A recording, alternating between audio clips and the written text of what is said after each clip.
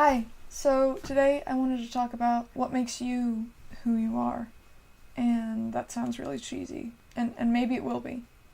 You can be the judge of that. So first off, for me, I feel like there are two different sides of a person. There's the internal side and the external side. The internal side is what you think, what you like, your opinions, all of that stuff, versus your external side, which is the side that everybody else sees. Your external side could be how you dress, how you do your hair, how you act, what you sound like, what you smell like, what people observe of you. So I feel like what makes us who we are at our core isn't necessarily what we would think would be us at our core. As we get older, we start associating what we're passionate about with who we are. So it's kind of like thinking about if someone were to tell you that you smelled bad, you'd probably be a bit offended. And it's kind of similar with if somebody were to tell you if a band you really liked was terrible, you'd probably also be a bit offended because you start associating the things that you like with who you are as a person. Because those things that you enjoy, those things that you are passionate about, you start to feel as though there's a connection between you and this thing that you're passionate about. Even though that's good, even though it's good to have interests and have things that you're passionate about, it kind of creates a conflict between what you like as opposed to who you are as a person. So it's kind of a way of balancing your interests and what you associate to be who you are as a person with who you actually are at your core.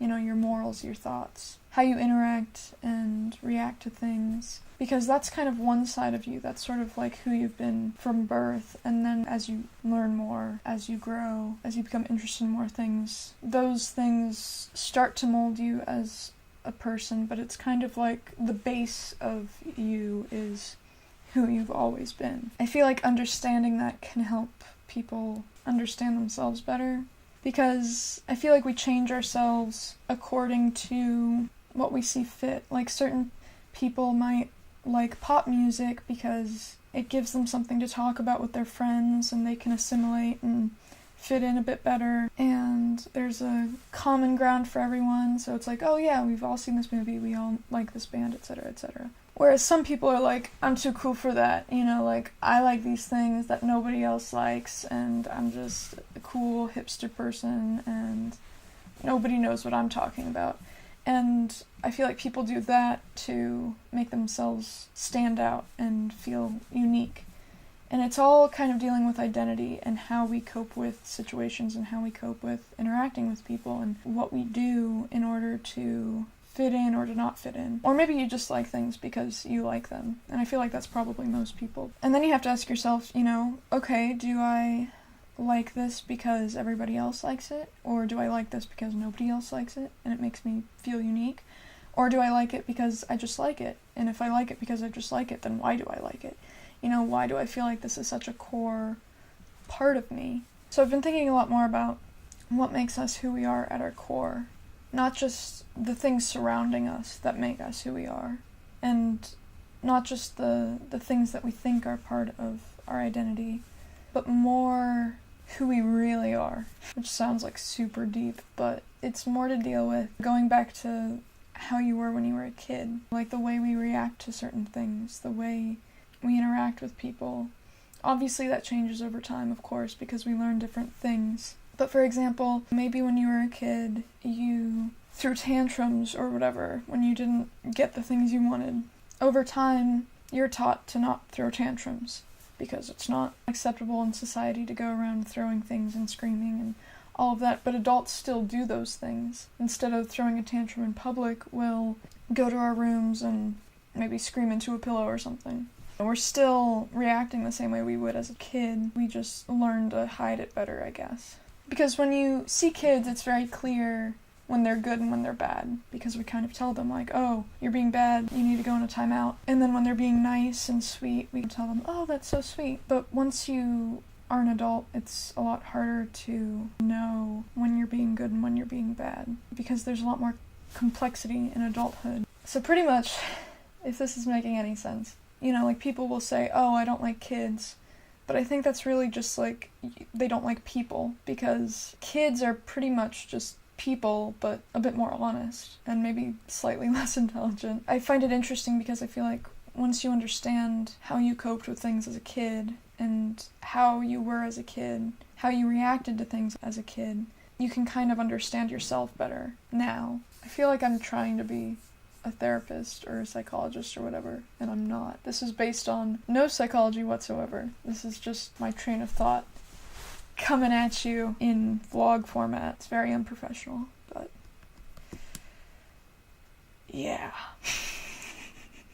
I feel like once we understand who we were, we can kind of better understand ourselves now. Through that, sort of accept ourselves a bit better, and sort of reflect on our good traits and our bad traits. Things like that can kind of help you realize how you are in the world and what your presence is like, I guess. Because it's difficult to sometimes understand what you're like as a person, because you're always in the internal side, whereas everybody else sees the external side, and they don't understand the internal side. So it's kind of this battle of two different identities. Once you can cope with, okay, this is what I do that's bad and this is what I do that's good, it's a lot easier to accept yourself and understand yourself and maybe learn from that and grow from that. And obviously it shouldn't be like, oh, well, I've always been a bad person, so I'm just gonna be a bad person, you know.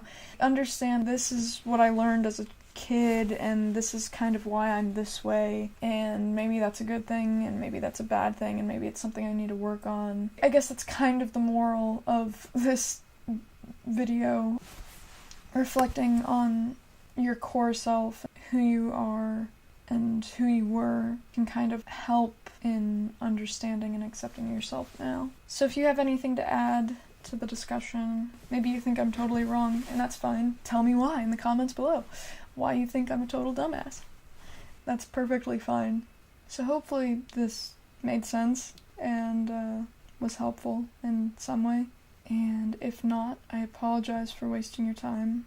I apologize even if you did think it was a decent video, because it's probably still a waste of your time. So thank you for watching. Thank you for wasting your time. I'll see you next time. So, goodbye. Hi, so, fuck.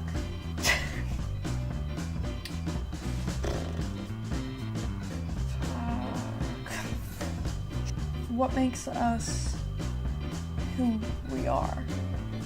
It's so deep, man. What the fuck am I trying to say? I feel like I have a point, but I don't know what the point is.